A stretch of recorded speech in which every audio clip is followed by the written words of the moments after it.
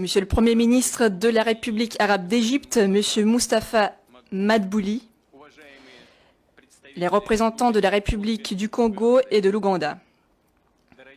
Chers amis, je suis très content de vous saluer tous à Saint-Pétersbourg. Le développement intégral des relations avec les pays du continent africain, c'est une priorité de la politique extérieure russe. Nous nous prononçons progressivement pour le renforcement ultérieur des relations traditionnellement amicales avec les pays de l'Afrique et avec la principale réunion de ce continent, c'est l'Union africaine, à la base des principes de la parité, du respect mutuel et de la non-ingérence dans les affaires intérieures. Cette année, la coopération avec les partenaires africains dans de nombreux domaines se développe de manière très active.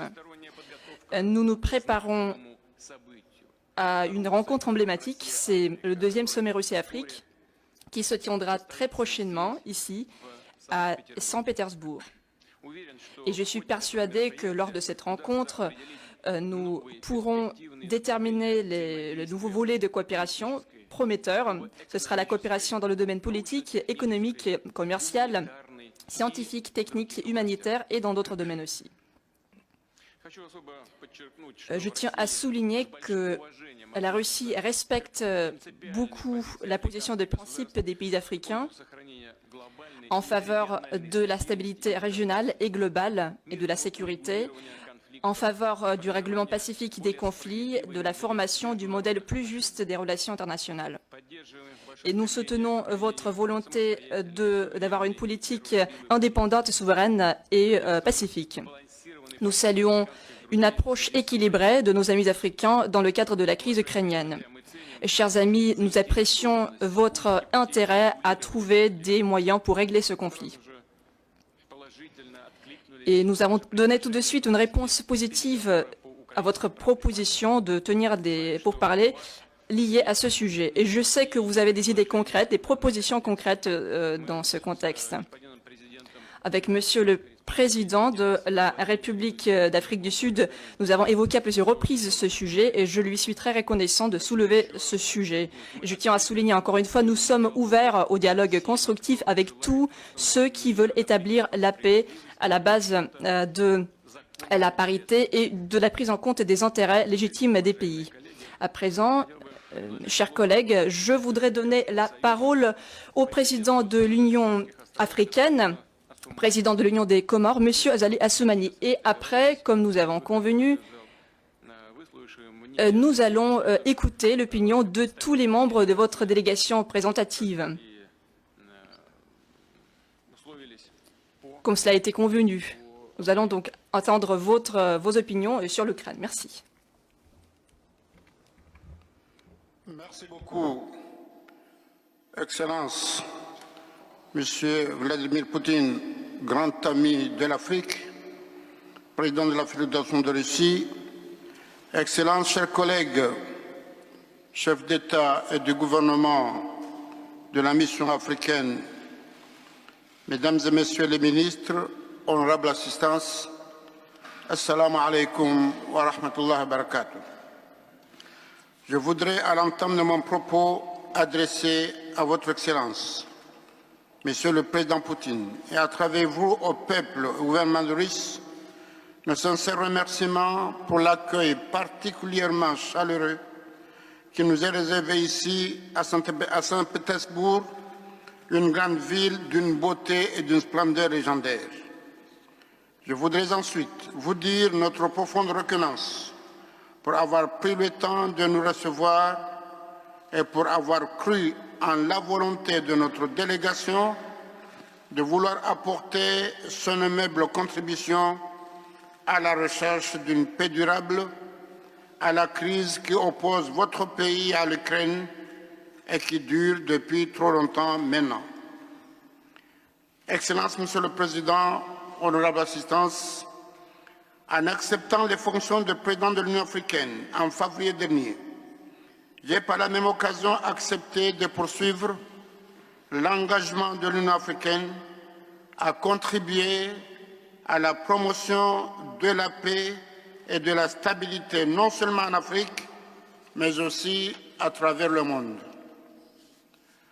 Comme vous le savez, Monsieur le Président et chers amis, les guerres ont toujours eu des conséquences désastreuses. Et plus elles durent dans le temps, plus leurs effets sont néfastes et imprévisibles. Nous ne vous apprenons rien, Monsieur le Président, sur ce sujet, étant donné que votre pays a vécu différents événements douloureux par le passé qui l'ont durement éprouvé.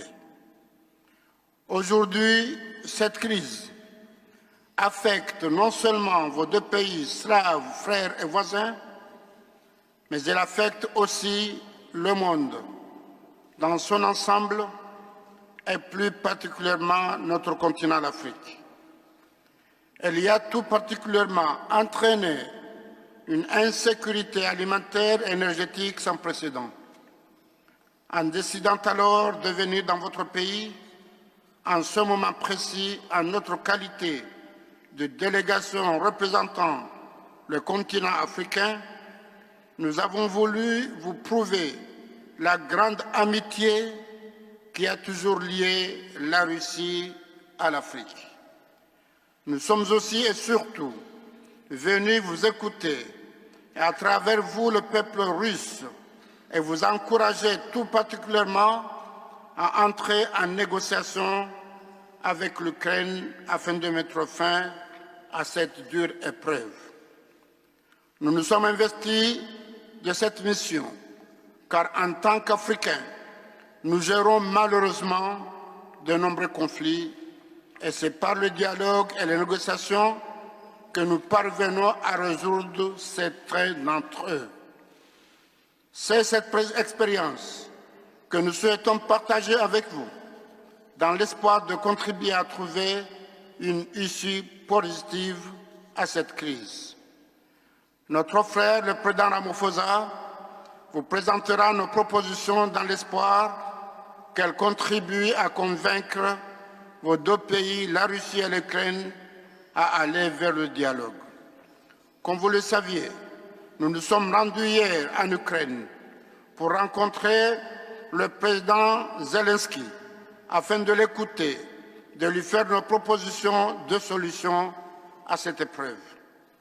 Excellences, Monsieur le Président, Mesdames et Messieurs, permettez-moi de souligner que la médiation africaine que nous menons se veut et sera une médiation pour la paix.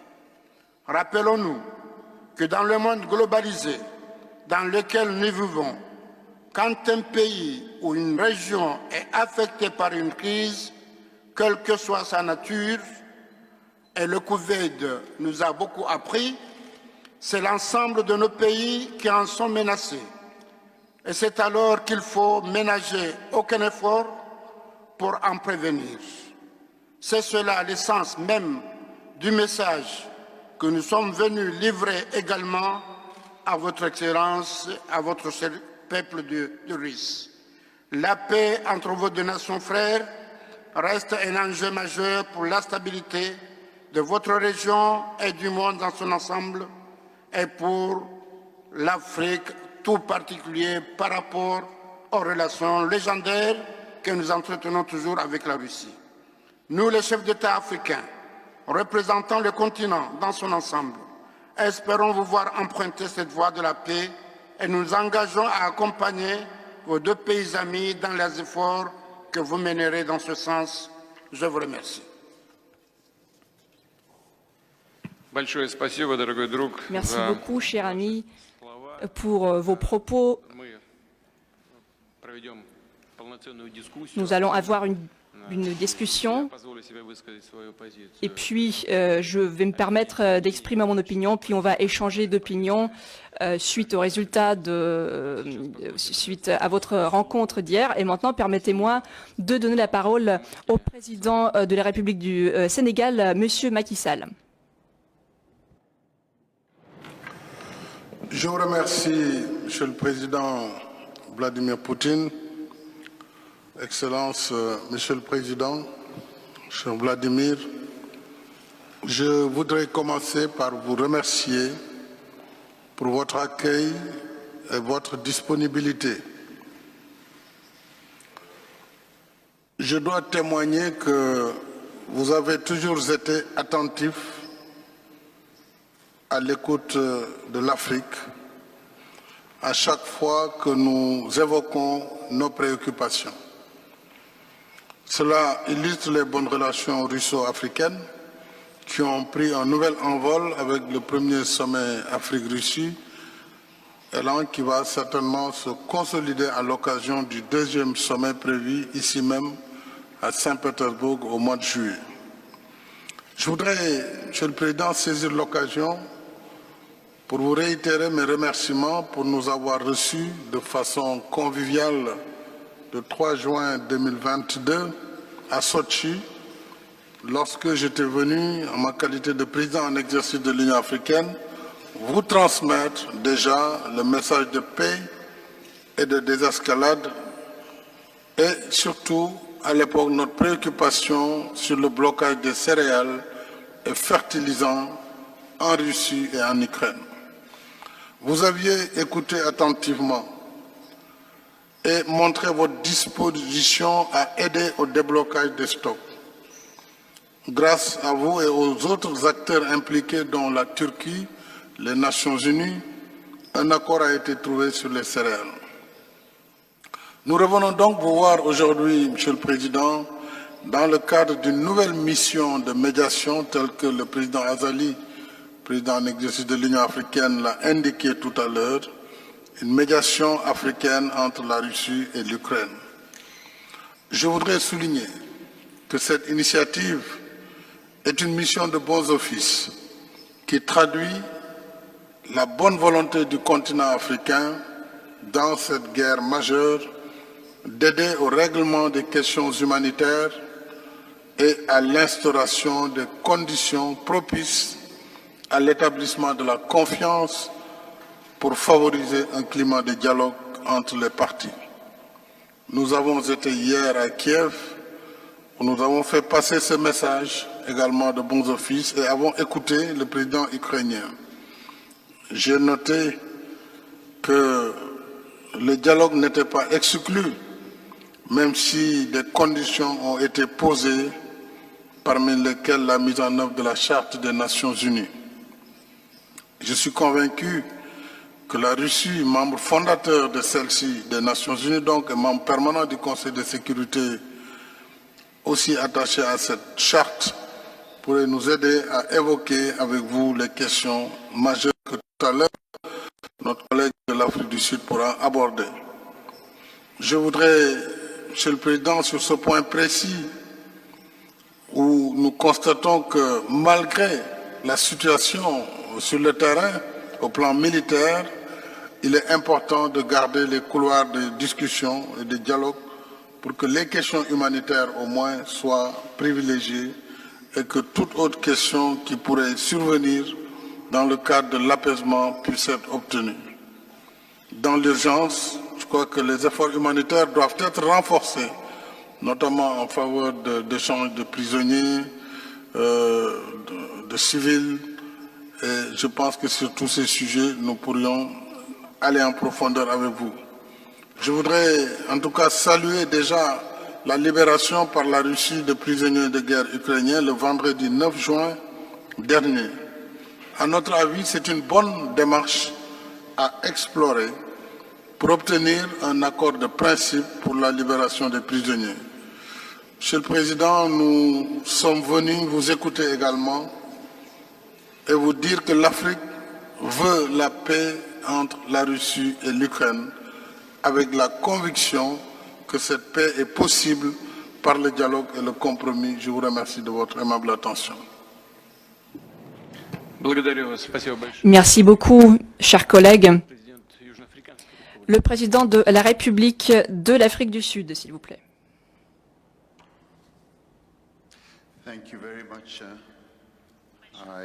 Merci beaucoup. Je voudrais tout d'abord vous saluer, Monsieur le Président.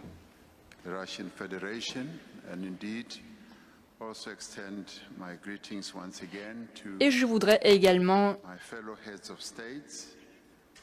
saluer mes collègues, les chefs d'État et de gouvernement, des États et des gouvernements, aussi bien d'autres collègues ici présents, et des représentants des présidents qui n'ont pas pu nous rejoindre aujourd'hui. Permettez-moi de vous remercier pour avoir accepté de nous recevoir. 7 pays africains se sont prononcés à l'initiative à la recherche de la paix. C'est la paix que nous recherchons. Nous voudrions essayer de servir de médiateur à l'atteinte de la paix entre la Russie et l'Ukraine dans le cadre du conflit actuel. Nous voudrons vous proposer les 10 points, puisque notre proposition est centrée autour de ces 10 éléments clés. Évidemment, avant tout, nous tenons à entendre votre opinion, aussi bien qu'hier nous avons entendu l'opinion du président Zelensky qui nous a énuméré plusieurs questions et nous lui avons répondu que nous allions assister à l'entretien avec vous pour écouter votre opinion à vous à propos de cette guerre avec tout notre respect que nous avons pour vos opinions que vous allez nous présenter. Nous reconnaissons d'autres propositions qui ont été proposées par d'autres acteurs importants à l'échiquier international. Notre proposition ne doit aucunement être en compétition avec d'autres.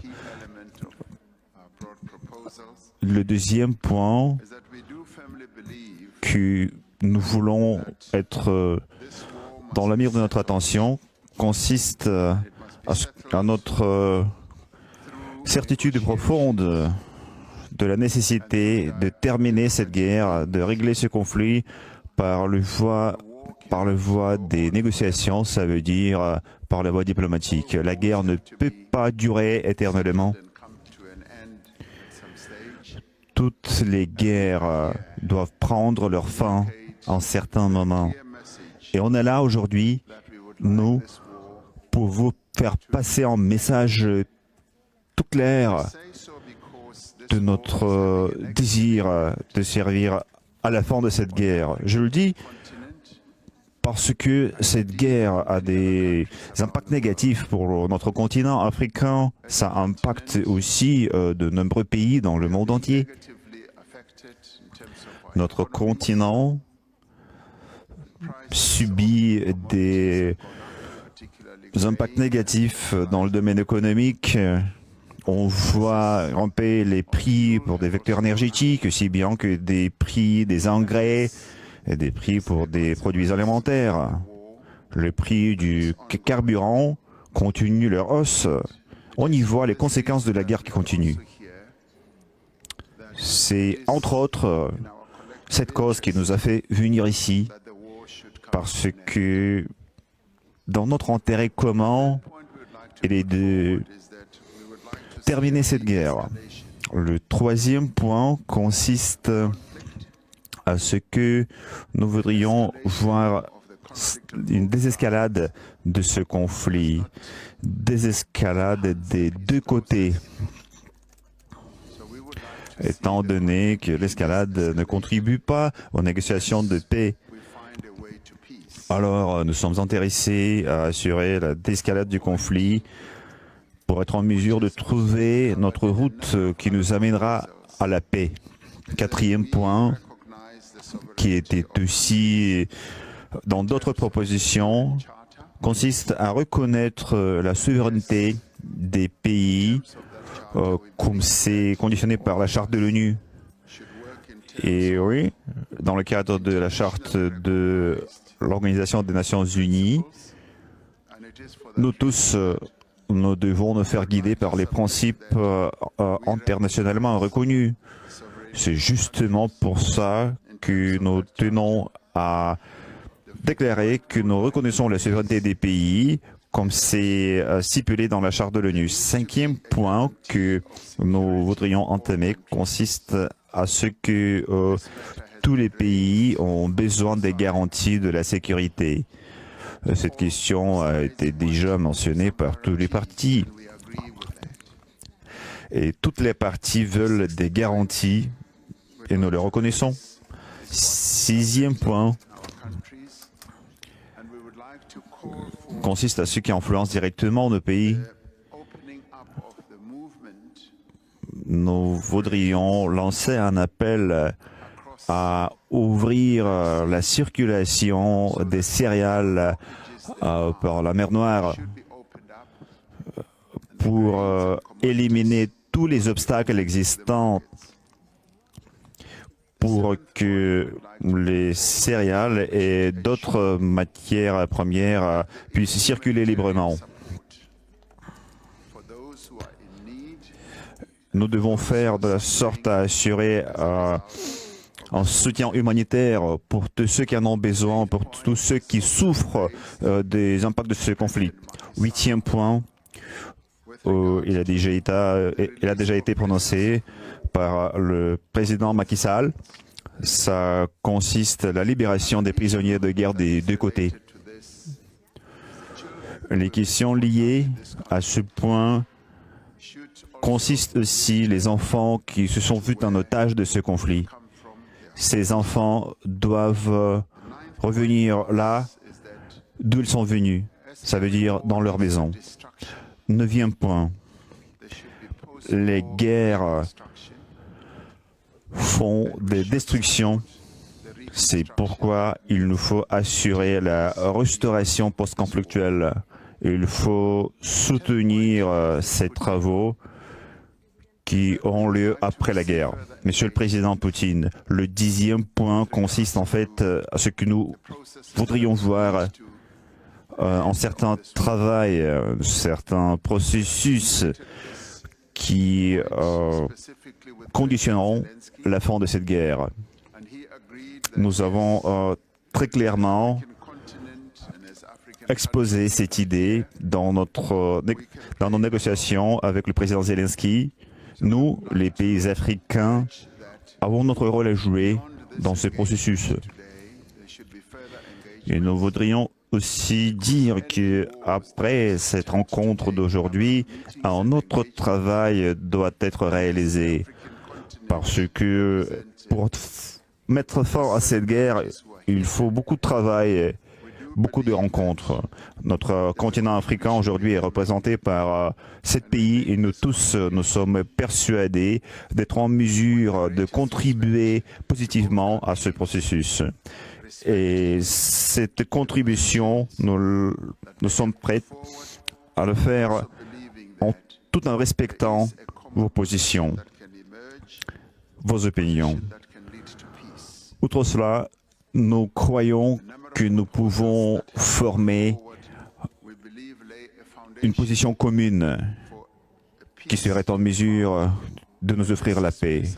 Nous croyons que ces propositions peuvent servir de fondement à la recherche de la paix. Nous voulons que nous tous, ensemble, puissions contribuer à la fin de cette guerre. Monsieur le Président Poutine, je viens d'exposer les propositions clés que nous avons déjà présentées au président Zelensky et que nous venons de présenter à vous, Monsieur le Président. Nous sommes persuadés, Monsieur le Président, que le temps est venu pour les deux côtés à commencer les négociations pour mettre fin à cette guerre, puisque cette guerre amène l'instabilité et une dégradation pour différents pays dans le monde entier. Et nous, les pays du continent africain, ressentons nous-mêmes les impacts de cette guerre. Voilà quelques idées que nous avons voulu faire partager aujourd'hui. Et pour conclure, j'aimerais dire que cette mission a une importance historique. Le continent africain, représenté aujourd'hui par 7 pays, n'a jamais été impliqué dans les missions de la sorte. Alors, nous voudrions annoncer que nous avons entrepris ce pas, étant persuadés que nous sommes en mesure de contribuer au succès de cette initiative. Nous vous remercions d'avoir trouvé le temps pour nous entendre, mais l'essentiel, ce que nous voulons maintenant, c'est d'entendre votre réaction. С удовольствием и интересом предоставлю слово каждому руководителю делегации, но позвольте после выступления трех наших гостей, уважаемых, буквально сказать несколько слов по поводу того, ради чего мы собрались, по поводу того, что мы сегодня обсуждаем. Но первое, вы хорошо знаете, я уверен в этом, что все проблемы на Украине начались после государственного, неконституционного, вооруженного и кровавого переворота на Украине в 2014 году. И этот переворот был поддержан западными спонсорами. Они, собственно говоря, и не стесняясь об этом говорят и говорили. Даже назвали сумму, которую они истратили на подготовку и осуществление этого государственного переворота. И это источник власти сегодняшних правителей в Киеве. Госпереворот. Первое. Второе.